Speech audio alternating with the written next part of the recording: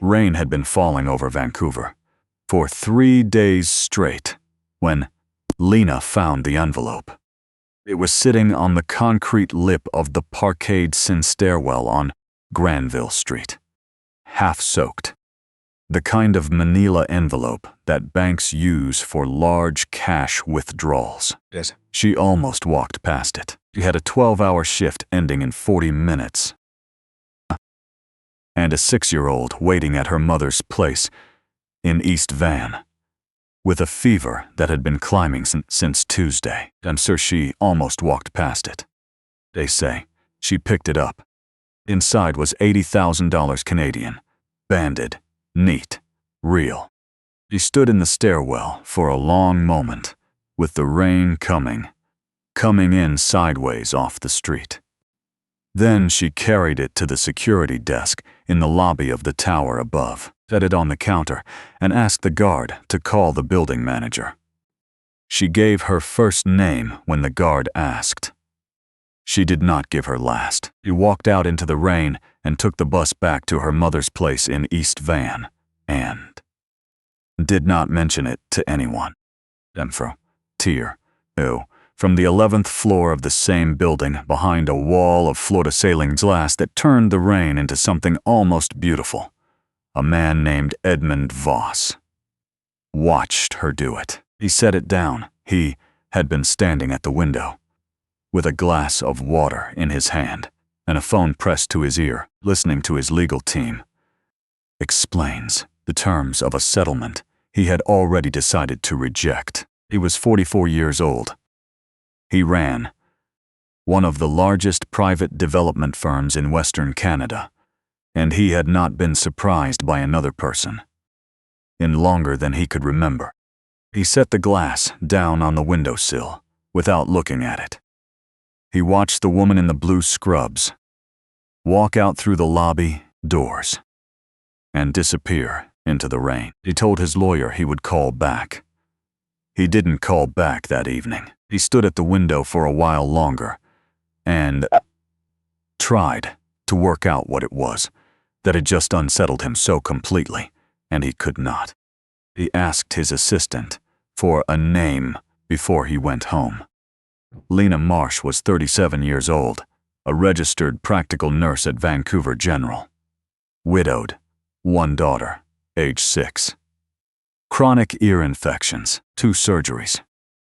In the past 18 months, a 3rd scheduled for the spring, that her provincial coverage would only partially fund. She rented a basement suite in Renfrew on a nurse's salary, and her late husband's small life insurance payout, which was almost gone. Her husband, Patrick, had been a paramedic. He had died on the Lionsgate Bridge on a wet October morning 2 years ago when a transport truck drifted into the shoulder during a roadside assist. The honor guard at the funeral had been 43 people. Edmund's assistant, a careful young man named Bryce, set the file on his desk the following morning and did not ask why Edmund had requested it. He had learned over 2.5 years that Edmund's questions were always about something larger than the question itself. Edmund read the file once. He read the part about Patrick Marsh twice. He set the file down and looked at the rain, which was still falling, and at the city below it, which was carrying on with the particular indifference of a city that has seen everything. He thought about $80,000. He thought about a woman who had nothing and had given it back anyway. They thought about the way she had walked out of the lobby without looking over her shoulder. The way a person walks when they have made a decision, and there is nothing left to negotiate. He was not sentimental. He had built his company on the understanding that sentiment was a kind of blindness. He had learned this from his father, who had lost a business to it. He had learned it again. It again from a partner who had mistaken loyalty for equity, and walked away with half of Edmund's first project. He had been careful ever since. Careful with money, careful with trust, careful with people. He looked at the file again. He looked at the part about the daughter's surgery. Then he looked at the part about the $80,000, which Bryce had traced to a private donor account, anonymous, intended for the building's tenant assistance fund, and which the security guard had logged NAS within 10 minutes of the nurse in the safe, within 10 minutes of the nurse leaving the lobby. Edmund picked up his phone. He called a contact in the city's permit office. He was looking, he said, for a handywoman. Someone local. Someone who did general maintenance work. Did they know of anyone reliable in the East End? The contact did not ask why Edmund Voss was sourcing a handywoman through a city permit office. Edmund was the kind of man whose questions people answered without asking their own. He set it down. 3 days later, Bryce placed a community listings card on Edmund's desk. It had been arranged to appear on the windshield of Lena's car outside her mother's building. The card advertised a heritage property on the west side that needed general upkeep while its new owner got settled. The pay was fair. The hours were flexible. The address was in Dunbar, a quiet street near the park. Lena called the number on Thursday evening after her shift, standing in her kitchen with her daughter, Avery, asleep in the sixth room, his room, and a stack of medical invoices on the counter that she had stopped opening at the third one. The man who answered gave his name as Ed. He said the property had been vacant for 2 years and needed a set of careful hands. He said he wasn't looking for fast, just thorough. She said she was available Saturday mornings and one evening a week. He said that was fine. She asked about the rate. He told her. It was reasonable. She said she'd come by. He did not recognize his voice. She had never met Edmund Voss. She knew his company's name the way most people in Vancouver knew it. From the signs on construction sites, from the news, when a heritage building on Commercial Drive had been rezoned, and the neighborhood had spent 4 months in a fury about it. She knew the name. Voss the way you know the names of weather systems. Large, distant. Not your problem unless they came directly overhead. The house in Dunbar was a 1940s craftsman with a wraparound porch and a cedar tree in the backyard. So old and wide that the roots had begun lifting the garden path. The gutters were clogged. The kitchen tap had a slow leak that had gone long enough to gray the grout around the basin. The basement had a sump pump. Sump that made a sound like a man clearing his throat every 20 minutes. Edmund was already inside when she arrived on Saturday. He was standing in the kitchen looking at the ceiling with an expression she could not quite read. Not inspection, exactly. Something more personal than that. He was taller than she had expected and wore the clothes of a man who was trying not to look like what he was. Good wool, careful fit, nothing with a logo. He shook her hand at the door. His grip was even. His eyes were gray and went to her face and then away without lingering. Lena, he said. Ed, she said. He went through the house methodically. She checked the water pressure at 3 taps. She looked at the wiring panel in the basement. She crouched at the sump pump and listened and said it needed a new float switch. Probably had for a year. She said this without judgment, the way a nurse states a symptom. Here is the thing. Here is what it costs to fix it. She gave him a written estimate on the back of a card she kept in her jacket. And she charged less than the market rate because the house was old and the problems were honest ones. And she didn't believe in charging more for a thing than the thing was worth. He studied the estimate. He said it looked fair. He started the following Wednesday. He was there sometimes and not there other times. When he was there, he didn't hover. He made tea in the kitchen and read documents at the dining room table, and occasionally asked a question about the work that was specific enough to suggest he had actually been paying attention. He did not ask about her life. He did not ask about her husband. He did not look at the paramedic's union sticker on her toolbox. If he noticed it, he gave no sign. He noticed things about him instead. He made a fresh pot of tea every time he thought she might want one without asking. He stacked the boxes he'd moved for her work back exactly where he'd found them. He took a phone call one afternoon that was clearly difficult. She could hear the register of his voice from the basement. Low and clipped.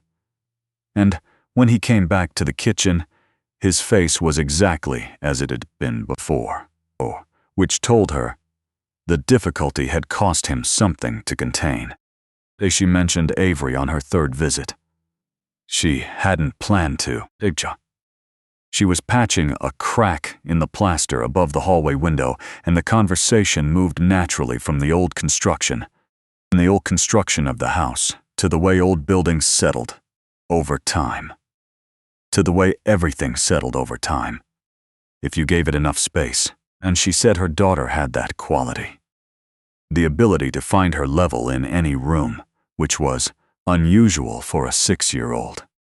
Edmund was quiet for a moment. Then he asked her name. Avery. That's a good name. It was her father's choice. Chic. She got it from a street sign outside the hospital window. He didn't say anything to that. He looked at his tea. He looked at the patch of fresh plaster. He said it was a good repair. The morning Avery came to the house was a Saturday in November when the cedar tree in the backyard was dropping its needles in long brown fans across the garden. Lena had warned Edmund the night before. My daughter's school canceled their PD day program, she said over the phone. Her regular babysitter is away. I can reschedule if you'd prefer. Bring her, he said. There's room. She'd stayed quiet in the back seat on the drive over. Avery had, with a library book about deep-sea creatures open on her lap, reading in the focused way of a child who is also listening very carefully to everything happening around her. From a distance of 2 feet, the way children study adults they are deciding about. Hi, she said. Hi, he said. He crouched slightly so he was closer to her level. He did not do this awkwardly. It surprised Lena. What's that? He asked, meaning the book. Bioluminescent fish, Avery said. They make their own light because it's too dark where they live to use anyone else's. He looked at the book. He looked at her. He said that was one of the better explanations of anything he had heard in a while, and he meant it. Lena could tell the difference by then. She could tell when Edmund meant something. Avery settled at the kitchen table with her book and a drawing pad she carried everywhere. She drew in long, patient lines, the kind of drawing that looks wrong at first and then resolves into something startlingly accurate at 2 years. By noon, she had produced a rendering of the cedar tree in the backyard that was better than a photograph in the ways that mattered.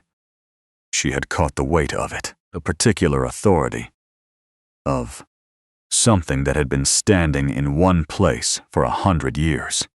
He tore the page off and held it up to Edmund when he came through for his tea.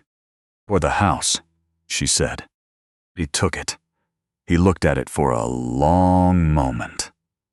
Without speaking, he said, "Thank you," in the voice of someone who understood what they were being given.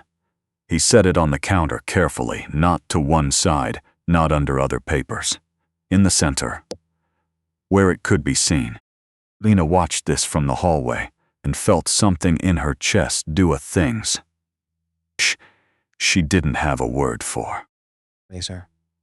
The first sign of trouble came 11 days later. Does it now? A woman Lena had worked with for 4 years at VGH called her at 7 in the morning and said, with genuine discomfort in her voice, that she had heard something and didn't know what to make of it.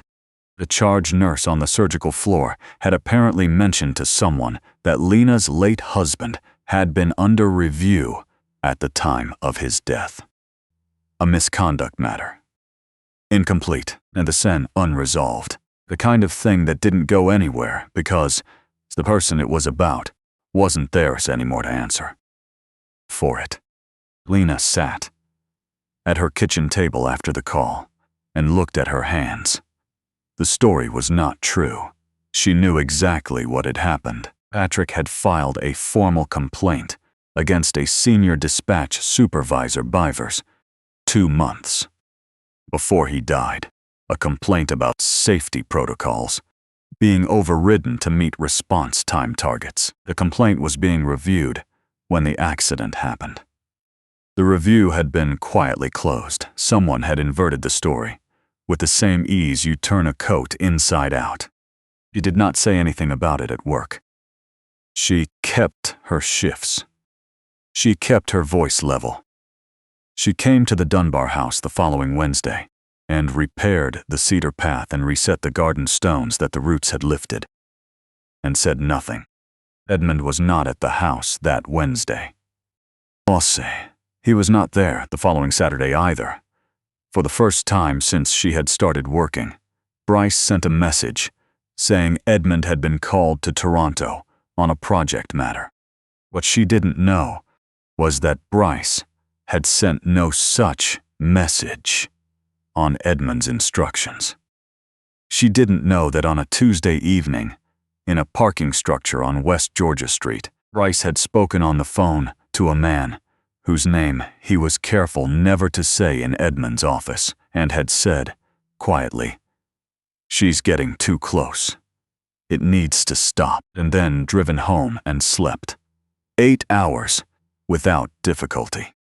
The story about Patrick moved through the Vancouver healthcare community the way old stories move, half remembered, reshaped in the retelling, given new weight by the people who hadn't been there.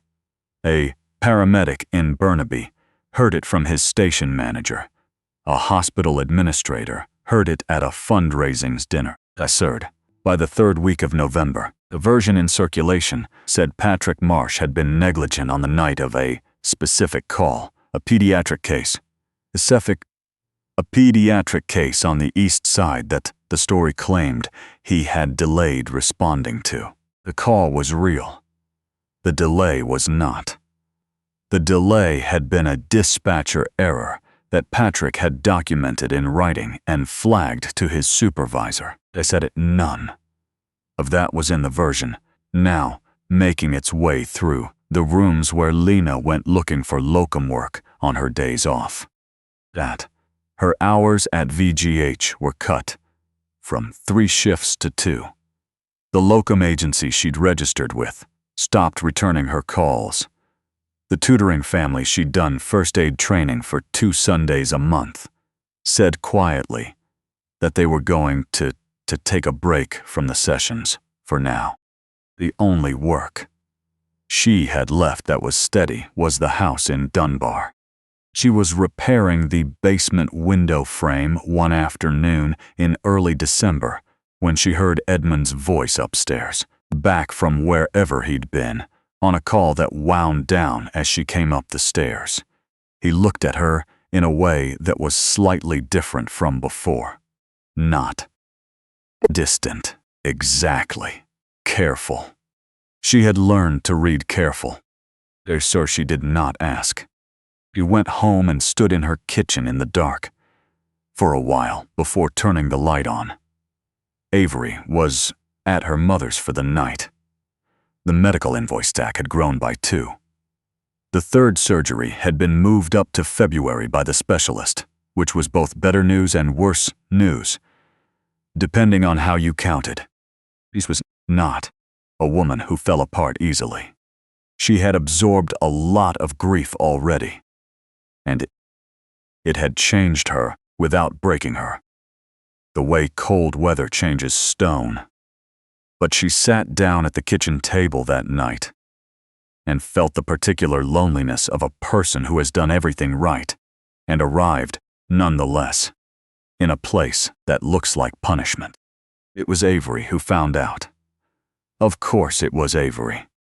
Lena had brought her to the house on a Saturday in mid-December, because the school winter break had started early and the cedar tree was dropping its last needles, and Avery had asked, quite specifically, if she could say goodbye to it. They came in through the back garden. Edmund was in the kitchen. He set it down. The television in the small sitting room off the hall was running at low volume, a weekend business program on the CBC, the kind of broadcast that fills a room without asking to be listened to. Set it down. Avery was watching it from the hallway. Lena heard the program shift register. She heard the particular tone of a broadcaster who is about to introduce someone significant.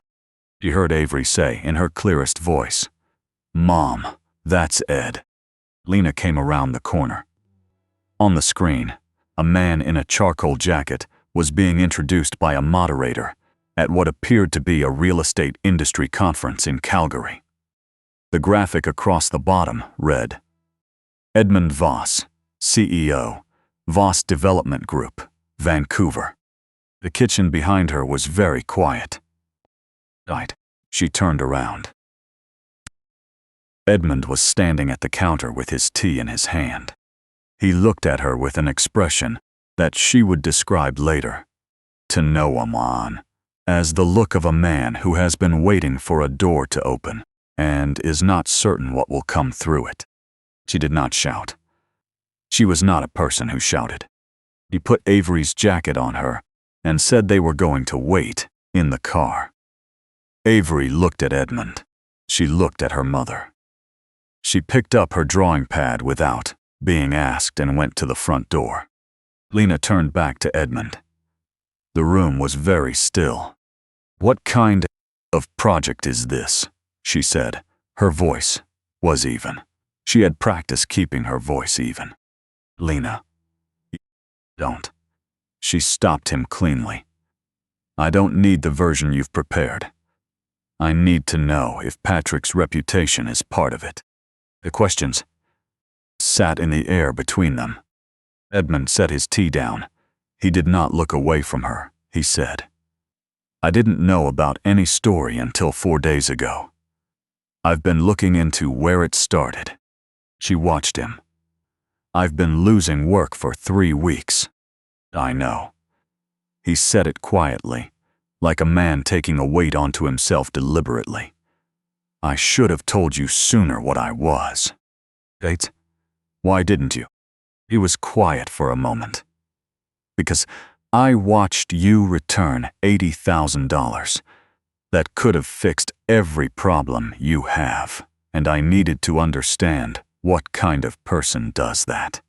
And I knew that if you knew who I was, I wouldn't get to find out." The room was very still. "You followed me," she said. "Yes." "You built this whole thing." "Yes." "Listen." She looked at him. The look was not hatred. It was the expression of a woman measuring the distance between what she had thought was true and what was. Anfang. She had been a nurse long enough to know that distance by feel. She had sat across from patients who had been told something that rearranged their understanding of their own life, and she knew the particular stillness of that moment. She picked up her jacket from the hook by the door. "Don't come to VGH," she said. "Don't contact Avery. Whatever this is, it's done. She did not look back. Edmund stood in the kitchen alone. The television in the sitting room had moved on to weather.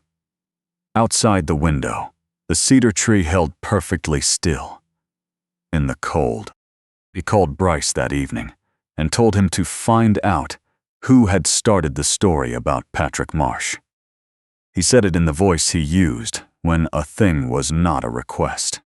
He found out by the following morning. Bryce had not gone to an outside source. Bryce had been the source. Bryce, who had worked for him for 2.5 years, and knew the particulars of every project. Edmund had ever moved quietly, had decided that a woman who knew too much about Edmund's habits and movements was a liability that needed managing. He had used the oldest tool available. He had taken a true thing and turned it backward, and let other people carry it for him, set it down. He had done this without Edmund's knowledge and with the help of a contact he had been running quietly on the side for 18 months. Edmund terminated his employment that morning. By afternoon, he had engaged a communications specialist and a legal firm that handled defamation matters.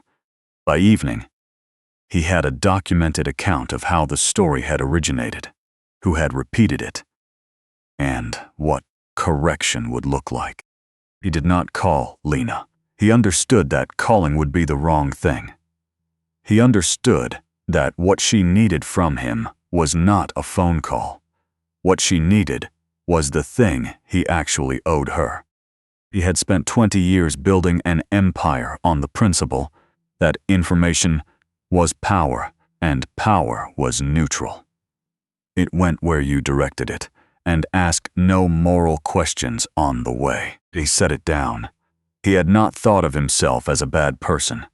He had thought of himself as efficient. He had signed documents and approved budgets and greenlit decisions, the decisions that he had not looked at closely, because looking closely was not the part of the work he had been trained to do. He had trusted the people below him to carry the details. He had trusted the people below him the way a man trusts a floor without testing it.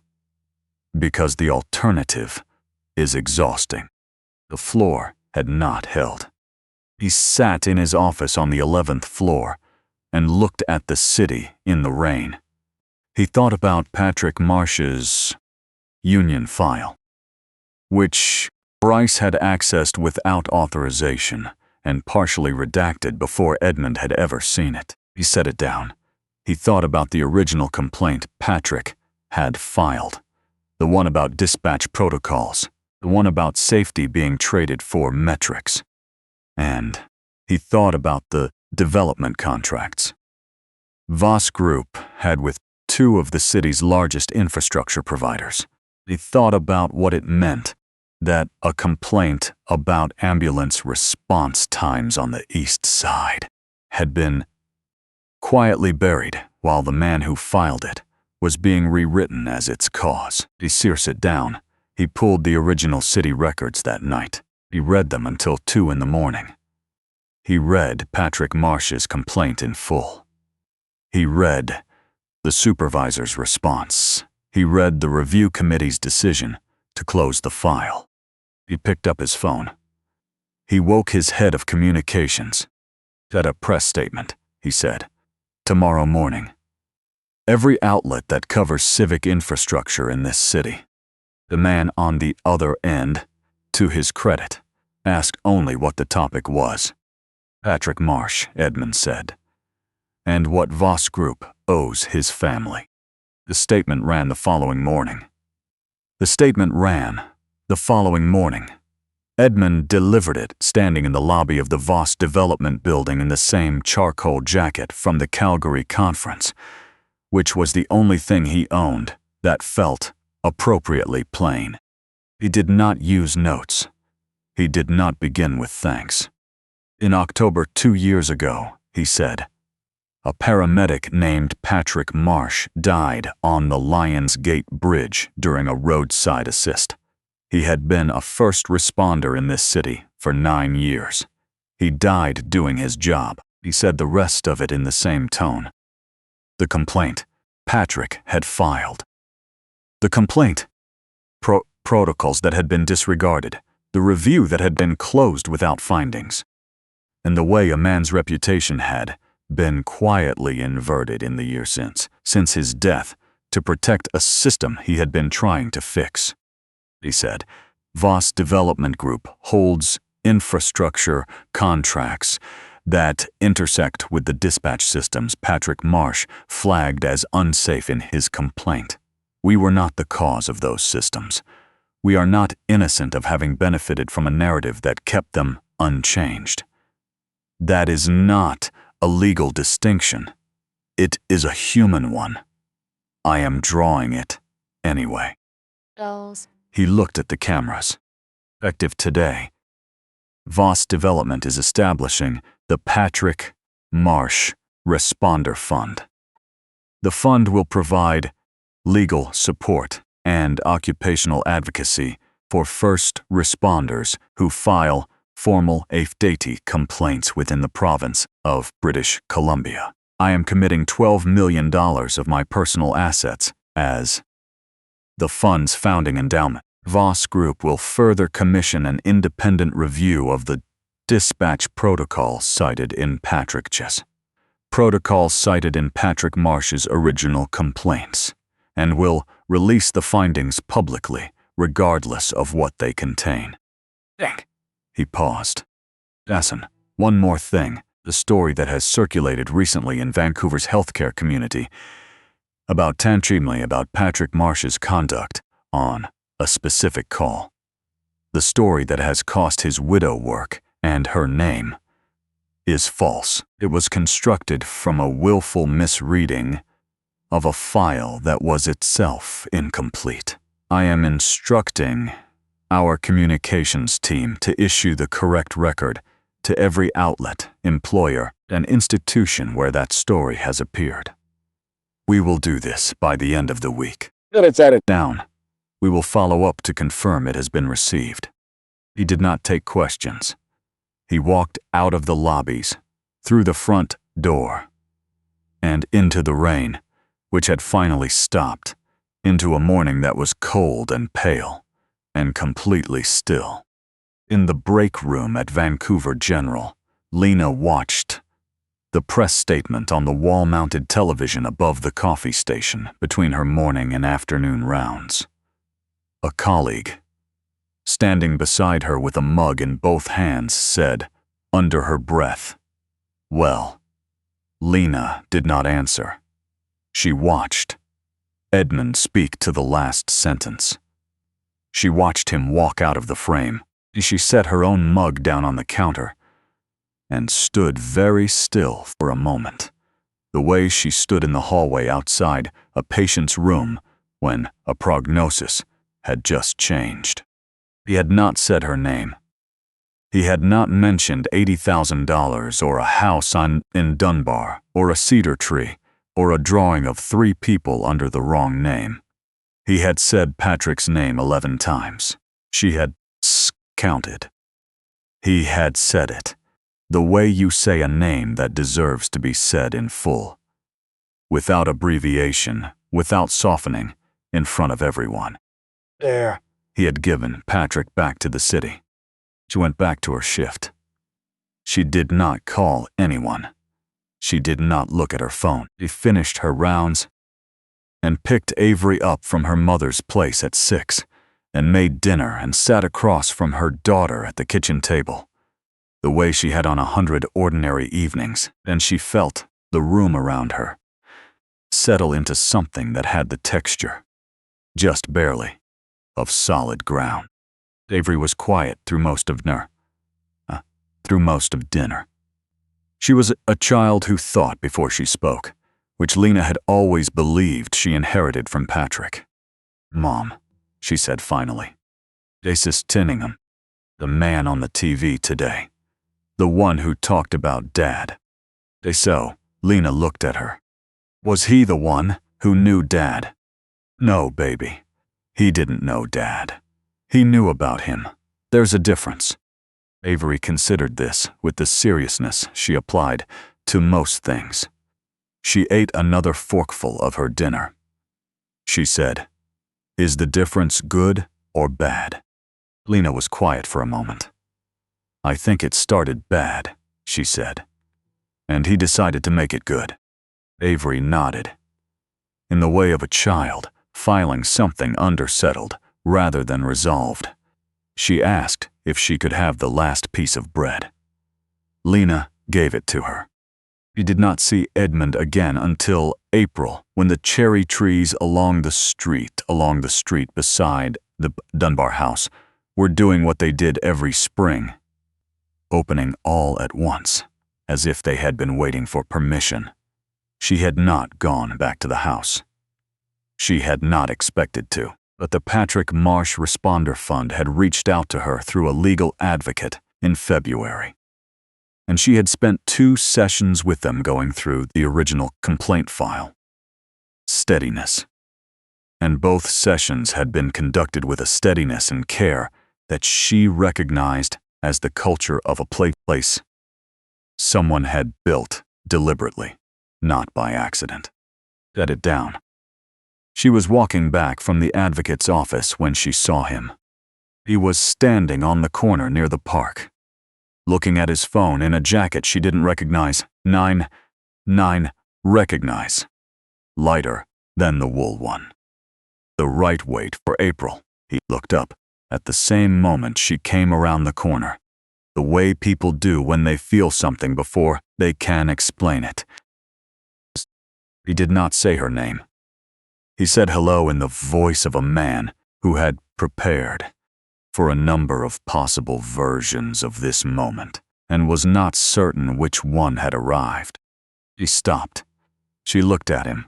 Around them, the street was doing its ordinary April things. A dog walker with 3 dogs, a child on a bicycle, the cherry petals coming down in the particular slow way they did when the air was perfectly still. "You should know," he said, "that I didn't arrange this." She looked at him for a moment. "I know," she said. "I would have felt it." He was quiet. He looked at the petals on the pavement. He looked at her. "How is she?" he said. "Surgery went well," Lena said. "3rd one. She's been clear since March." He nodded. He seemed to want to say something and was taking the time to find the right shape for it. She had learned that about him. He did not rush toward a sentence. He waited until the sentence was true. She asked, "About you," he said. "Avery, she asked if you were the person who talked about her dad on TV. I told her yes. She asked why. I said because it was the right thing to do, and I had waited too long. She thought about that for a moment, and then she told me I should bring flowers next time I come by." Lena looked at him. She said, "You probably needed more plants," he said, "because the house only has the 1 cedar tree." The corner was quiet. The petals came down. "She does know you," Lena said. He smiled then. It was not a large smile. It was the kind of smile that surfaces in a person who has not allowed himself one in a long time, and is learning again how it fits. It changed his face considerably. "Peppers. She was the first one to decide about you," he said. "I was still deciding when she already knew." Lena looked at the cherry trees. Lena looked at the cherry dye. She looked at the man standing across from her who had taken something broken and tried to put it back in the shape it was supposed to have been in the first place. He had not done it to earn anything. He had done it because, in the end, there was no version of himself he wanted to be that didn't include it. They said it sent. "There's a loose railing on the front porch," she said. "Has been since November." He looked at her. "I noticed it. The first day. she said. "I didn't say anything because you hadn't hired me for the porch yet." He looked at her for a long moment. "And now?" Backer. She looked at the petals on the ground. She looked at the street. She looked at Edmund Voss, standing in the April light, with his hands in his jacket pockets, and his face completely open, the way a face looks when a person has stopped protecting it. "Now, I think I should probably fix the porch," she said. He did not answer right away. A petal landed on his shoulder, and he didn't notice, and she didn't mention it. He looked at the direction of the park, where somewhere behind the tree line there was a bench that caught the afternoon light well. And then he looked back at her. "I'll put the kettle on," he said. He fell into step beside him, and the street went on being a street. And the trees went on, doing what cherry trees do in April in Vancouver, when everything that has been held in all winter is finally, quietly, allowed to open. He set it down. 3 months later, Avery added one more drawing to the wall above her desk. It showed a porch with a fixed railing, 2 adults drinking tea in chairs, and a cedar tree in the background that was slightly too large for the paper. But she'd drawn it that way on purpose, because some things, she had decided, needed more space than they were given. That's bound. At the bottom, in the careful block letters she'd been practicing since she was 5, she wrote 2 words. "Still here. I keep thinking about."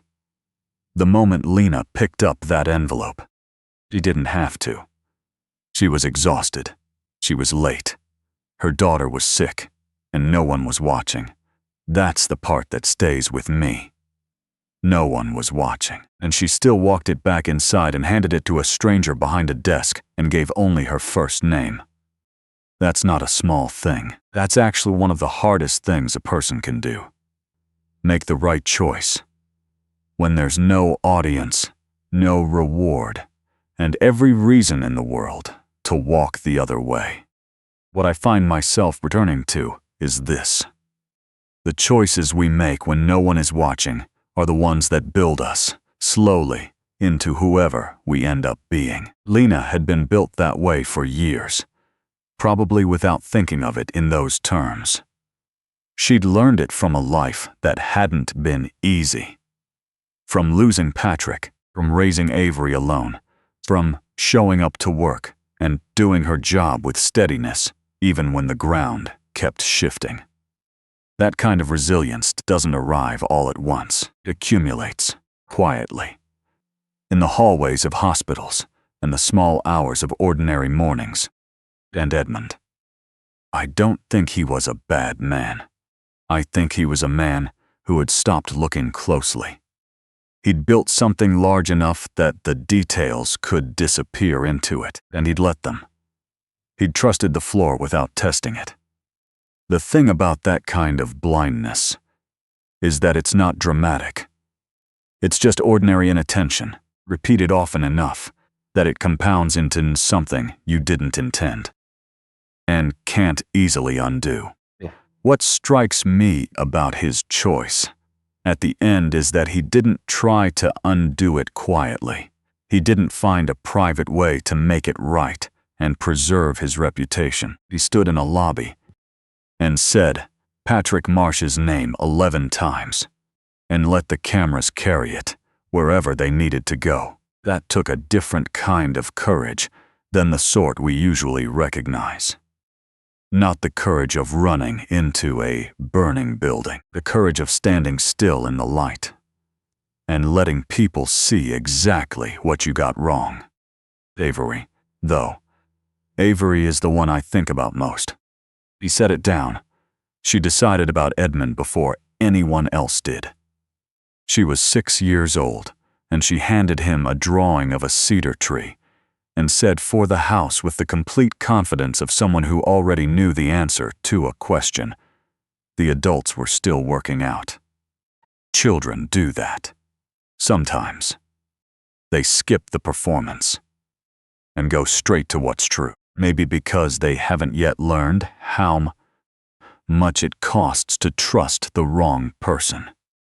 And so they read character with a clarity the rest of us have to work back toward. I think that's what this story is really about. Not money, not wealth or poverty or justice, exactly. It's about what happens when three different people, a woman with nothing to gain, a man with everything to lose, and a child who simply sees clearly, all choose, in their own moment, to act from something deeper than self-interest. The consequences of those choices ripple outwards in ways none of them could have calculated. Lena's honesty sets everything in motion. Edmund's reckoning restores what was taken. Avery's certainty holds space for what comes next. That's not luck. That's not coincidence. It's what happens when integrity actually costs something and someone pays it anyway. I don't know that I'd have done what Lena did. I'd like to think so. But I think the honest answer is that I'd have to decide in that moment, in the rain, with $80,000 in my hands, and no one watching. And the only way to be ready for that moment is to have already decided 100 times before it arrives, in smaller and quieter ways, who you're going to be. Still here, Avery wrote at the bottom of the drawing. I think that's all any of us can hope for. That we make enough right choices in enough small moments that when it matters most, we're still here. Still the person we meant to be.